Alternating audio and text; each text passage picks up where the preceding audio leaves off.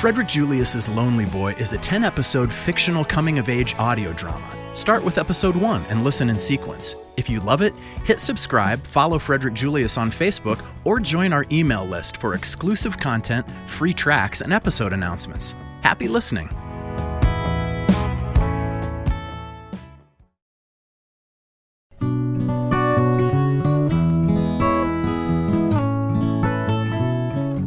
Sick Picnic Media presents Frederick Julius's Lonely Boy, a novella in sound and color. Written and narrated by Matt Geiler.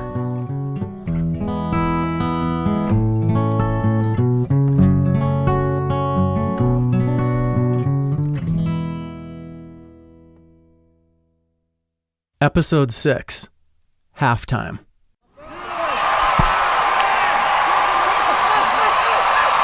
High school football games in Waverly are more important than church.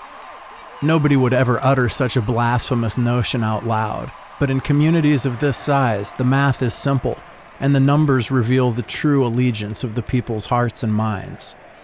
My hometown had barely 1,800 people in it, but 11 churches, each one boasting its own tiny troop of disciples whose devotion somehow prevented them from ever acknowledging this fact. Nobody from St. Mark's Lutheran would ever be found darkening the doors of Little Hope Baptist, whose 15 or so members, all of whom looked to be the very biblical age of about 120, wouldn't dream of attending a cookout at Bethany Covenant, even though they had 2 or 3 of them a month, and they were open to the public. And although the congregants of the First United Methodist Church regarded the parishioners of Holy Family with some suspicion, both of those assemblies would swear up and down that Lifegate Revelation couldn't be a real church at all because it was located in a storefront at the Professional Plaza, sandwiched between the 4-Star Drug and the Trackside Bar. But regardless of how each of these houses of the Lord apprehended the great mystery, every single one of their members worshiped together side by side every Friday night in the fall. Fully illuminated and indiscriminately clad in the sickening burgundy of the hometown Vikings, everyone, even the unwashed, converted to partake in the fervent revival beneath a tent of blazing lights. This would have been strange enough given the denominational differences that prevailed across town, but stranger still was everybody's zealousness about the football team itself, which in the hallowed season of 1980 won the only championship in anything in the whole 75-year history of the school, and then promptly returned to its yearly display of almost breathtaking mediocrity. Despite the team winning exactly 3 games in the 7 years since those halcyon days, people around town always seemed to truly believe that whatever year it was going to be the year. And usually something incredible did happen every year on the football field. The year after the championship, Waverly set the state record for fumbles lost in a game with 15. During the 1983 season, 3 different quarterbacks combined to throw 36 interceptions, also a state record. But last season, things had reached an entirely new level of ineptitude when Gerald Ozenkup, a junior running back who presented as a 35-year-old man with his bushy mustache and slightly receding hairline, got confused during a game against an unranked Catholic school and took an option pitch 73 yards the wrong way with 14 seconds left, scoring the winning touchdown for the other team. None of this did anything to dissuade the devoted. Gerald and the rest of the Vikings' hapless gladiators were still celebrated throughout the town at pregame rallies in the high school gym and dinners at the VFW. I didn't understand how men who had fought in actual wars could get so excited about Gerald Ozenkup's prospects for making all-conference when they would have shot him for running 73 yards in the wrong direction away from a battle. But that's what a football game is in a tiny town in the middle of nowhere. An act of theater in which old men worship the ghosts of their own youth and feel their breath quicken again. And everyone else follows along, posturing and praising in pursuit of a pulse. In that way, these games are signs of life, momentary bonfires on the boundless dark prairie, sending up a signal that a small, forgotten place has remembered itself.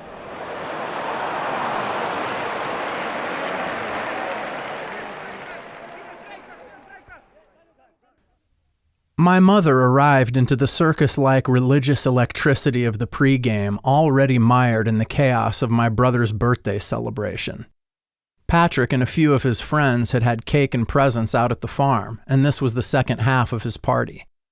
My brother had somehow convinced my mom to let him invite 8 friends, 5 more than I was ever allowed, and which had ensured that the first half of the party would become a total calamity. Patrick's friends were all right individually and in small doses, but when they combined, their chemical composition became highly combustible and highly idiotic, even for 5th graders. As we were eating the cake, for no apparent reason and with no warning, Gary Croker blew frosting he'd stored up in his cheeks out through a straw, covering Wilbur Haskell and most of our dinner table in a light blue paste that took my mom an hour to clean up. But before she could do that, she had to physically sandwich herself in between Wilbur and Gary to break up Wilbur's attempt to sit on and crush Gary in retaliation for bathing him in frosting. When she'd managed to separate them, she told me to take everybody outside to play until we were ready to leave for the game. That's when things fermented into a full-blown fiasco. I tried to get everybody into a football game in the front yard, but no one was interested. Instead, my brother's coterie of rowdies drifted around the back of our barn, where they quickly devised an amusement infinitely more stupid and dangerous. There was a back section of the barn that for some reason my dad hadn't finished off. Maybe he had run out of siding, or lost interest. In any case, the place where Patrick's friends were now gathered was an opening in the north wall where there was only framing on the lower level and open air on the upper level. From the edge of the second floor, which was basically a patchwork of plywood and particle board sheets, you could almost touch the branches of a tremendous black walnut tree that had been growing there for probably 100 years. Beneath the tree was a massive pile of dirt that had been accumulating for almost a decade, the product of my dad's excavations and construction work on and around the barn. And now it had reached a height irresistible to a pack of wild 10-year-old boys. High enough that you could jump down out of the barn opening onto it without getting seriously hurt, but still low enough to provide the thrill and excitement of taking chances with your own mortality, which is exactly what Patrick and his buddies had decided to do while we were waiting for my mom. Of course, Gary Croker was the first to make an attempt. He had that relentless, almost disturbing need to prove himself that some kids get when their parents start them out upside down in life and don't seem too interested in doing much more after that. For starters, they'd named him Gary, but spelled it Gerry, like the British version of Jerry. Like Jerry and the Pacemakers, who were just as lame as their idea for naming their son. So basically, from kindergarten on, Gary was constantly having to correct people and explain his name. Not a great start. On top of that, his dad, Mort Croker, was kind of a town-wide embarrassment, routinely showing up to Gary's games shirtless in frayed cut-off jean shorts with a half-smoked cigarette hanging off his bottom lip beneath his perpetually wet mustache, which was always glistening from whatever he happened to be drinking out of a plastic apple juice jug he carried around with him. There was a running bet among the other parents as to whether it was vodka and orange juice or just straight-up gin. Gary's mom, Trinella, seemed to do little else besides accompanying Mort around Waverly and not speaking except to periodically apologize for weird and off-putting things he would blurt out. You could see Gary tense up when they'd roll in late to his games, and he'd wince painfully in between pitches as his dad, hanging on the chain-link fence by the dugout and refusing to sit in the stands, yelled out slurred encouragements, most often, "Throw him the dark one, Gare." It was no wonder the kid wanted to fly so badly. "I'm going to get a running start so I jump far enough to slide down the other side," he announced from the edge of the barn. "I bet I can touch that branch on the way down." "Maybe just aim for the front," cautioned my brother. "Just do a normal jump," I groaned, trying my best to dampen his enthusiasm on purpose. "I can totally get that branch on my way down," he continued. From where I was standing on the ground, he looked like an imbecilic explorer making a proclamation about taking the Northwest Passage who had no earthly idea about how the planet was actually put together. "Gary, just do a regular jump," Patrick insisted. "Everybody's waiting." "Get back a little bit and give me some room," Gary ordered the others. "I gotta get up to speed." He said this last part almost to himself, like he was contemplating entering orbit. I chuckled out loud. The way Gary had lowered himself into a crouch to start his approach reminded me of one of those Roadrunner cartoons where Wile E. Coyote is about to take off in hot pursuit, but is pulverized by a falling boulder right as he takes his first step. "What are you laughing at?" Gary demanded, still hunched down with his arms splayed back like the tiny wings of a flightless bird. "I'm sorry," I apologized sarcastically. "I thought you mentioned getting up to speed, so I assumed you were joking." Patrick and the rest of his friends burst into laughter at this, causing Gary's determined grimace to change into an irritated scowl. "Shut up, Freddy," he wailed, tightening even more before the jump.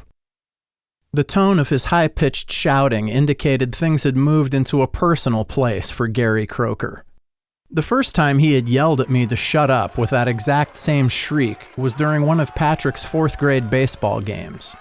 I had been conscripted by Rita Rosenboom, the Waverly Parks and Rec manager, to announce the younger kids' games from the brand-new concession stand at the main diamond. There was an upstairs room with a bay window and a microphone hooked up to a loudspeaker, and I was tasked with calling these games, but also making things entertaining, to quote Rita Rosenboom. As Gary took the mound to pitch for my brother's team one day, I announced him as Scary Gary Croker.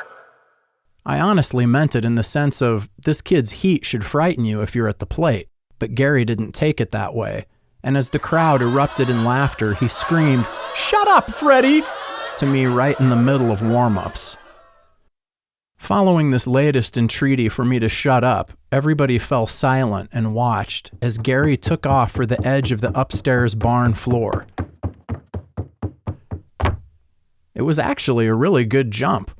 Honestly, too good, because Gary got enough height and distance that instead of going straight down on the dirt pile, he rammed his shoulder into one of the larger branches, which jolted him backward while tilting his face up to the sky, ripped his shirt sleeve, and deposited him with a thud on his back on top of the pile.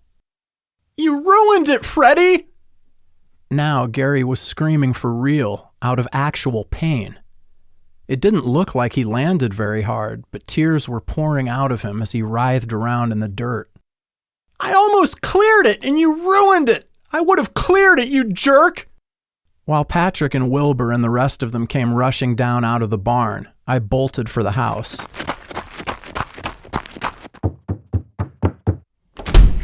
"Gary Croker jumped out of the barn and hurt himself on the dirt pile," I heaved breathlessly as I burst through the front door. "What?" my mom yelled with the precise exasperation of a woman who not moments ago finished cleaning up this same kid's spit-wadded cake frosting from all over her table and carpet. Even as she popped up from the floor like she was spring-loaded and surged past me out of the house, it was clear from the long, exhausted shape of her face that her power supply for the day was almost depleted. When she got to the back of the barn, with me trailing quickly behind, Gary Croker was still on top of the pile, curled up in the fetal position and covered in dirt and leaves and old walnut shells, with one hand clutching his shoulder and the other squeezing his posterior. My stomach started to sink, and I could feel an anxious, tingling wave of heat appear on my neck and race down my back, disappearing and resurfacing as the tempo of my heartbeat picked up. I had an almost panicky feeling that now we weren't going to be able to go to the game at all, and that Jill would realize she'd made a huge mistake in picking me to go with her. This in turn made me angry at Gary Croker for being such a dummy, and angry at Patrick for even inviting him. But there was nothing to do except swallow hard and feel my insides get hotter and hotter. At some point, I realized that the only thing I could hear was the chorus of cicadas and that my right leg was quivering impatiently. "Tell me what happened," my mother calmly instructed Gary, gracefully climbing up the pile and kneeling over him. My mom's voice always had the same sound at times like this, clear and calm, without a trace of harshness, soft and strong in the same breath. It reminded me of a chapel organ's evenly calibrated and soothing vibrations. "I hit the tree branch when I jumped," Gary managed. My mother gently lifted his hand away from his shoulder, revealing a not insignificant scratch on his arm underneath the tear in his sleeve. It wasn't a cut, and you couldn't really say it was a wound, but it was long enough and had scraped away enough skin that tiny droplets of blood were beginning to emerge through the thin, tender tissue. "It's going to be okay, Gary. Let's get you into the house and wash this up and get you a bandage." The seriousness of Gary's situation became clear when my mom tried to turn him off his side and help him up. He let out a guttural sob and sounded like he was going to hyperventilate. She stopped moving him, and we could all see that there was a small piece of glass lodged in the back pocket of his Levi's, a saturated red circle around the base, suggesting it had pierced the skin. It was obviously deep enough in that Gary couldn't move around without a lot of pain. "Freddy, go into the house and get my sewing scissors and a warm wash rag from the kitchen," my mom instructed while sizing up Gary's accidental glass impalement. "Patrick, go to the bathroom and get my tweezers and the hydrogen peroxide and cotton balls from under the sink and bring them down to the couch." Patrick and I were running full speed back to the house before my mom had finished speaking. When I got to the deck, I glanced back toward the barn and saw that she had maneuvered Gary off of the dirt pile and was carrying him across the yard, having somehow slung him over her shoulder. Once she had deposited Gary on our living room couch, my mother began delicately tending to his injuries, first cutting the denim away around the glass and lifting the tiny shard out. Fortunately for Gary, his wounded buttock bled far in excess of the size of the damage, which turned out to be only a tiny puncture that my mom disinfected and bandaged in under a couple of minutes. After she had washed and dressed the scrape on his shoulder, she helped him sit back up and put an arm around him. "Are you okay?" Gary nodded while he wiped away the last of his tears. "When I see your mom at the game, I'll tell her I'm stitching your shirt up. You can borrow one of Patrick's for tonight. Your jeans are probably a lost cause, so you can have a pair of his, and I'll give your mom some money to go get some new ones, okay?" Then Gary did something none of us expected. Just when my mother was about to get up, he leaned over and gave her a hug. It seemed to take her by surprise, but she instantly relaxed into it and patted him gently on the back, bending her head almost underneath his chin to make sure he was all right and drawing a smile out of him. In this way, my mother was giving Gary the same care and attention she would have given me or Patrick had we also just fallen out of the sky onto a heap of glass-infused dirt clods. And this was something that never failed to amaze me about her. There were a lot of other parents, even of some of my closest friends, who cared less for other people's kids than their own. Sometimes a lot less. Maybe it had something to do with my mom being a teacher, but the whole time we were growing up, I never saw her withhold any love or affection from a child just because they weren't her own. And believe me, kids can tell. With Gary's medical emergency behind us and his spirits restored, 5 minutes later, my mother had somehow managed to fit all 10 kids into the minivan, and we were hurtling down the gravel roads toward town. The earlier untamed joviality of Patrick and his friends had returned, and the ride into Waverly quickly became as raucous as the cake eating had been. At one point, Wilbur said, "Hey Gary, I didn't know you were going to end up with glass in your ass." And you would have thought it was the second coming of Lenny Bruce, the way everybody laughed so loud and violently. It actually made my ears hurt. I saw my mom's mouth drop open in a silent display of mortification. If I had said something like that, she would have shut it down immediately by saying, "Freddy, I have had just about enough of that nastiness." But she didn't say anything. Maybe she figured Wilbur had been through enough and was entitled to getting one last snub in. It turned out to be one of the all-time great snubs for sure. For almost the next 2 years, Gary's nickname was Glass Ass among Patrick's friends.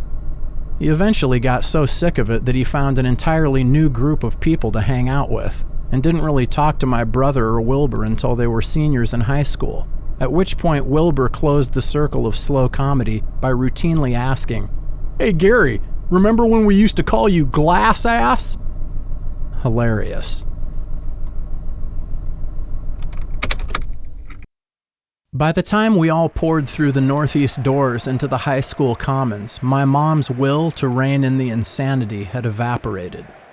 While she paid for everybody's ticket, Patrick and his friends sprinted over to the concession stand and each procured super ropes, 3-foot lengths of cherry licorice with which they promptly began whipping each other. I might have tried to help my mother and corral them myself, but I was caught inside my own feedback loop. The clamor of Waverleyites hurrying out to the field, an audible noise of the crowd and the marching band mixing into a gently thumping din that tumefied in time with my own quickening pulse. I was standing motionless in the middle of the streams of people and had just shut my eyes to take in a deep breath when I felt my mom's hand on my shoulder. "Freddy, did you hear me?"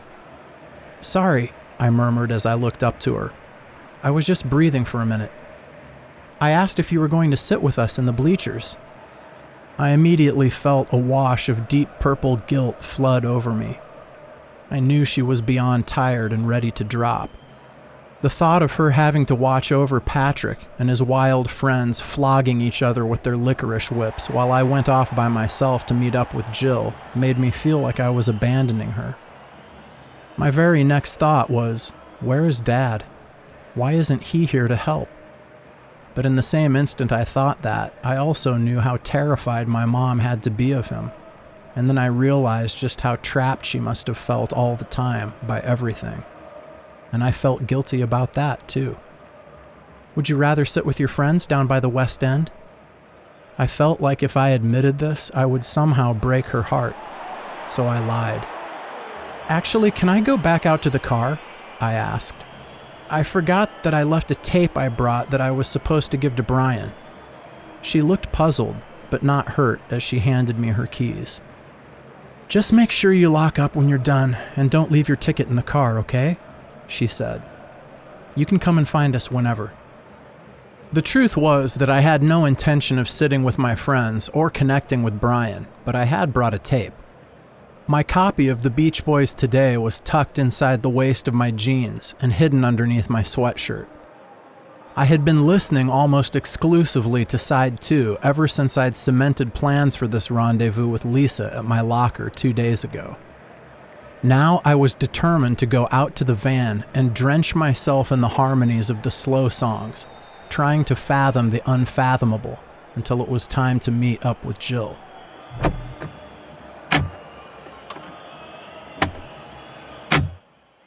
I climbed into the front passenger seat, turned the ignition without starting the van to get battery power, and fast-forwarded the cassette to the beginning of Please Let Me Wonder. The stair-step of 3 Fender bass notes immediately plunged me into a lush garden bed of soothing harmonies. I reclined the seat as far back as it could go into the parking lot darkness, put my hands behind my head, and closed my eyes.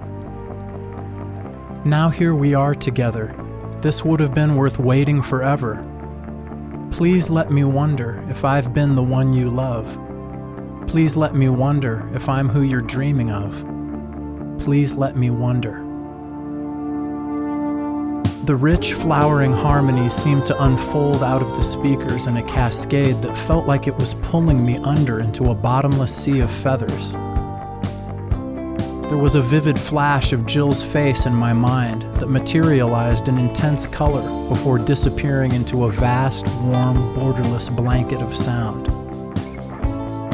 My body seemed to disassociate with my limbs. My very sense of being began to dissolve in the tingling morass of pleasant, pulsing sonic gel. I rewound it and listened to it 5 or 6 times to make sure I drowned in it. I did this with all of these side 2 ballads. Next, the tape-saturated doo-wop vocals of I'm So Young took over, and I started to imagine Jill and I as the torturously doomed lovers in its fateful lyrics. I have a girlfriend. She says I'm her only one. We want to get married, but we're so young. So young. Can't marry no one. Then the rich tapestry of counterpoint voices in Kiss Me Baby, rising and falling, their pendulum-like tension lulling me into the helpless, drunken swirl of the politics of love, filling me with the desperation of apologizing to Jill for a fight we hadn't even had yet. Can't remember what we fought about. Late last night we said it was over. But I remember when we thought it out. We both had a broken heart. Kiss me, baby. Love to hold you. As that track faded out, I could hear the faint update from the announcer's booth above the field. And with 1.5 minutes to go in the second quarter, the Vikes trail by only 2 touchdowns. Like it was some sort of miracle. Halftime couldn't come fast enough. Finally, perfectly timed to be the last song I heard before heading back into the game to take my long walk into the unknown, She Knows Me Too Well emerged in brilliant duophonic stereo.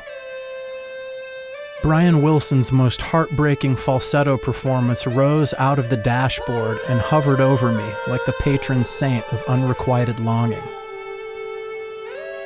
Sometimes I have a weird way of showing my love, and I always expect her to know what I'm thinking of. But she knows me so well, that she can tell I really love her. The soaring, aching melody of the lead vocal kept ascending until I felt like my heart was going to burst. My chest was swelling, and I felt its vital fibers beginning to pull apart to lay my very soul bare and defenseless in its cavity. In the spaces between breaths, snapshots of Jill flickered in and out of focus, and I wondered if this same nightfall daydream was happening to her wherever she was waiting.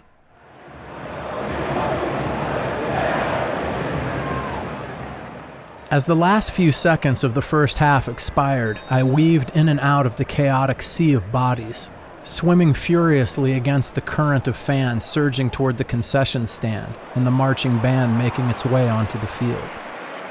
The muffled thumps of the drumline basses coincided with my own pounding pulse and my feet hitting the cinder track to form an urgent rhythm section perfectly in time with my treble-heavy nervousness. I couldn't do anything about my nerves at this point, but I also didn't want to. My skin was bathed in a pleasant, grainy fuzz, like the resonant hum of an old amplifier that's accidentally been left on for hours. When it occurred to me that I could switch off this buzzing current by turning around and walking back the other way, I had arrived. The utility shed at the darkened west end of the field was an unpromising facade of rusted corrugated tin with a ramshackle wood roof that housed track hurdles and pylons and equipment for the upkeep of the field, which was clearly seldom used. The word Vikings had been painted on the roof in an almost colorless maroon, the washed-out, peeling quality of the letters mirroring the resolve of the actual team. Like everything else in Waverly, it promised nothing extraordinary. When I stepped cautiously around the back, that promise was broken. Jillian Golightly was standing in the shed's violacious shadow, with one hand on her hip and the other hanging languidly at her side, her middle slightly cocked to the right so that it gently forced her left leg outward. Her one-piece knit shirt dress, patterned in navy and white horizontal stripes and drawn in around her waist with a belt, looked clean and modern, even cloaked in the dark blue-gray umbra of the uninhabited end of the football field. And in the thickening dusk, I could easily see her immaculate teeth. She was smiling at me as though I'd just delivered her a present. "I didn't know if you were going to make it or not," she giggled, comfortable and expansive in her shawl of diffused light. I did," I stammered. "I made it." "Well, come over and stand by me." I did immediately as I was instructed and moved toward Jill like a priest approaches the altar or the cross, my head hanging reverently down, acknowledging the higher power, my careful steps conveying nothing less than humility. My drawing hand was shaking. "How have you been?" she asked, draping both arms over my shoulders and bringing me the rest of the way to her. I could smell her clean chocolate hair. Spearmint. Celeste. "Well, I know we haven't been able to talk very much lately," I responded, as though we had talked at all since everything started at the pencil sharpener. "I'm glad to talk to you now," Jill whispered, her nose an infinitesimal distance from mine. Before I could think of anything to say, and in the unmeasurable instant it takes for a breath to catch in your lungs, Jill's lips converged on mine in a glistening kiss. This would have been an occasion for celebration and release, except that I met her uninhibited ardor with an equal amount of unresponsive restraint, my lips forming a firm, unmoving line across my face. My mouth was as closed as Jill's was open. She drew back suddenly, but gently.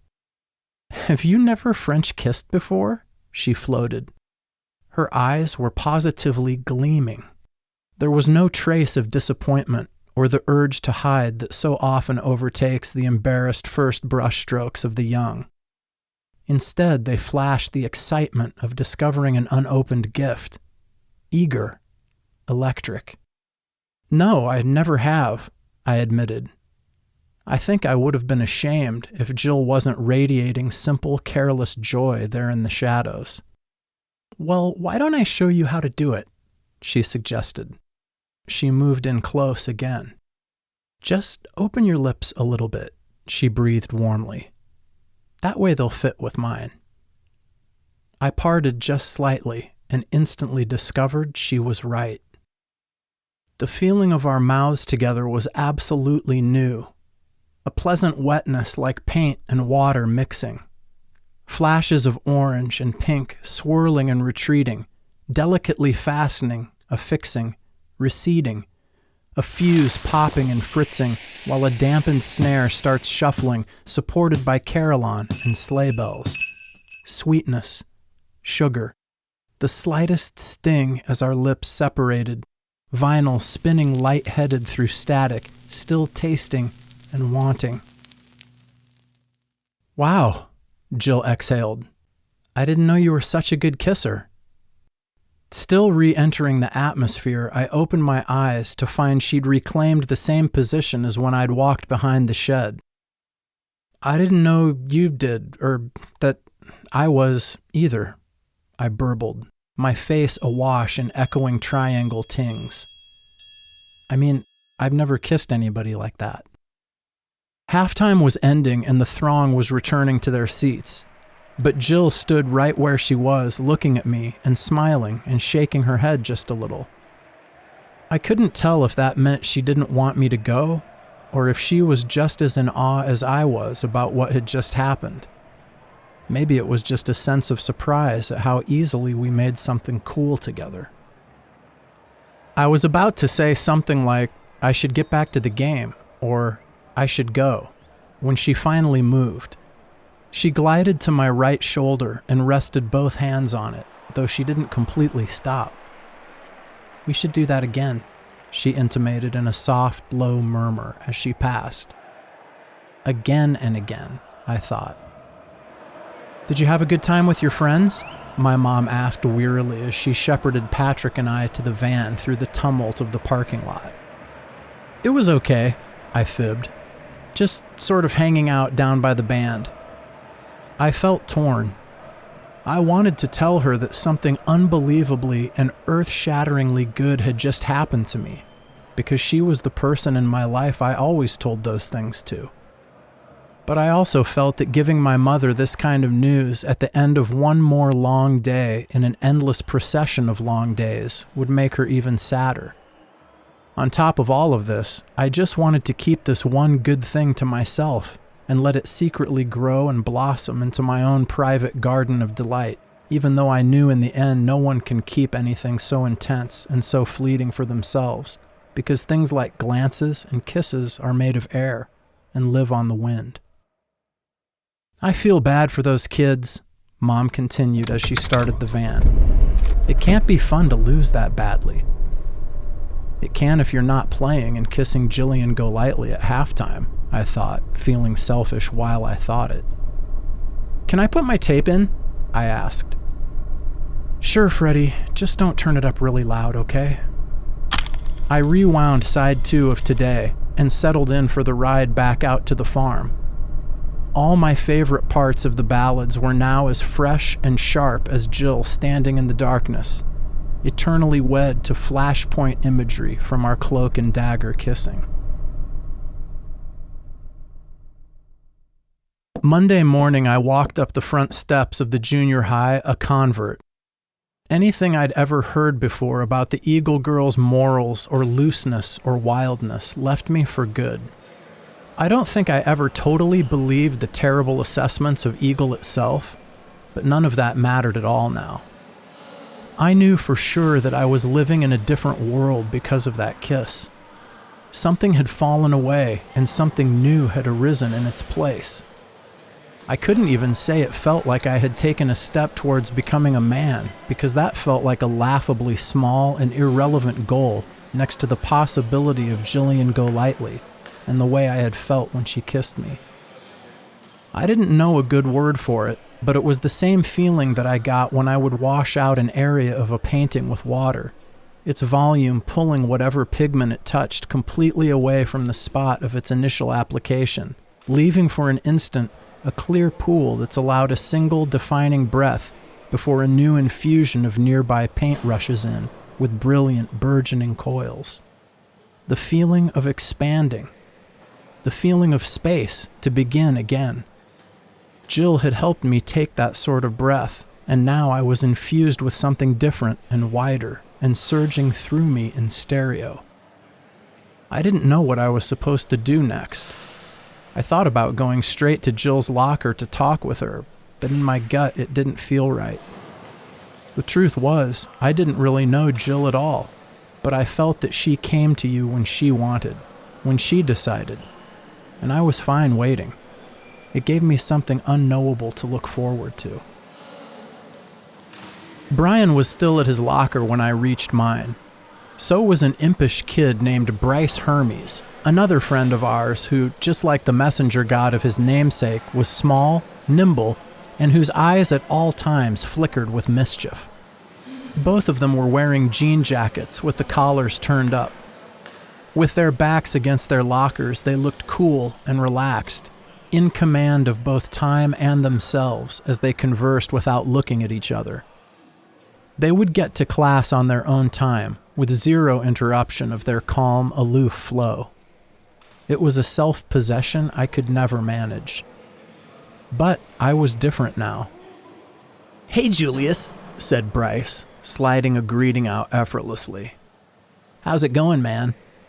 "Pretty good," I returned, piling my bag and my jacket into my locker.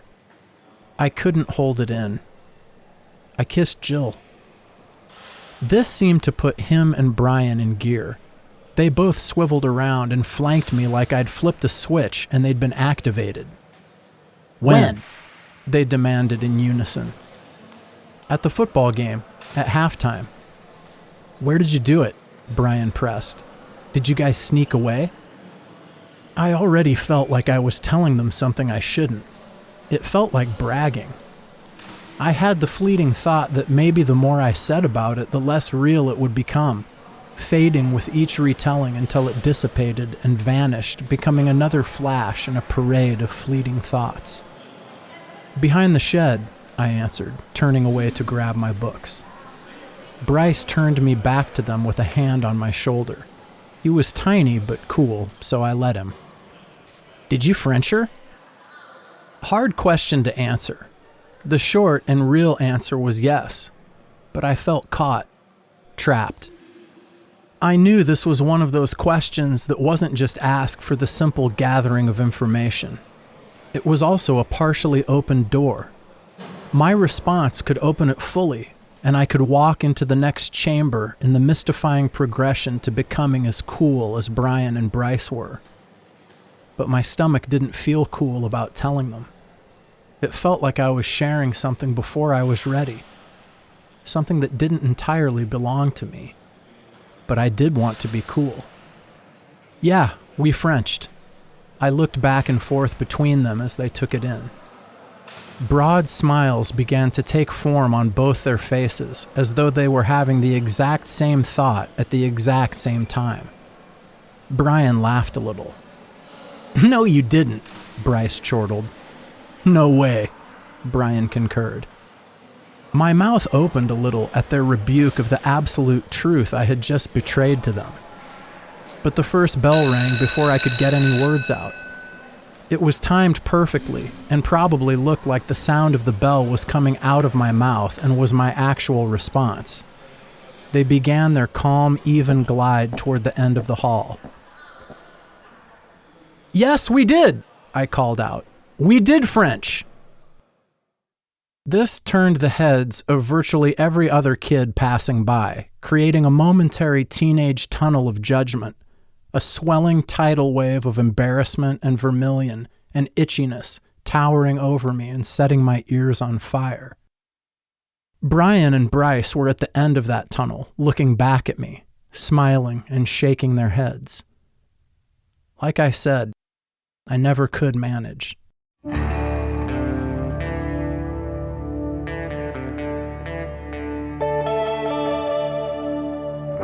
Straight talk for a minute. I think I might be losing my mind. I've been trying to win it, but lately I just keep on crying. I guess I'm really just a fragile affair. Straight talk when I'm in it. I get the feeling that nobody's there.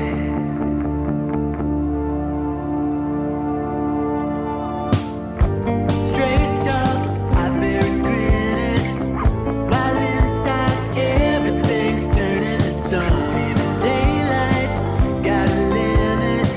These days I do my dreaming alone. Guess I'm too bad and bruised to share. Straight talk